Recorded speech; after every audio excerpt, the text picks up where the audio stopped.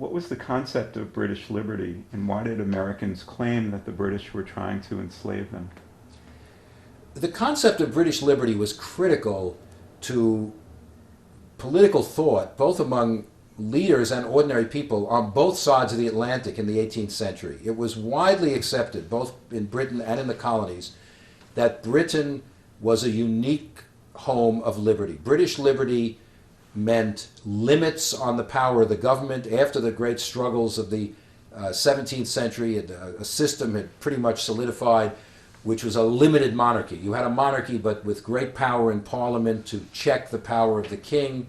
You had what they called a balanced constitution with all the different parts balancing each other, and therefore none could become oppressive.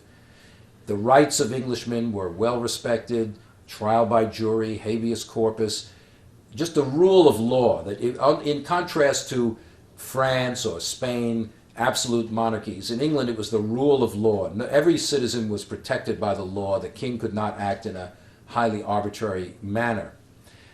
And that was considered the basis of freedom, and certainly in its political manifestation.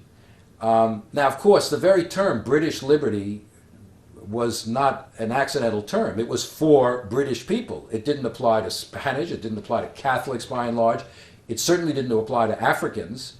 At the same time that they're glorifying British liberty, they are bringing millions of Africans in British ships to be slaves in the New World. But that was no contradiction, they said. That they're not British. They're not entitled to British liberty. This is only it's a parochial idea for a particular people, and other people are sort of outside of it.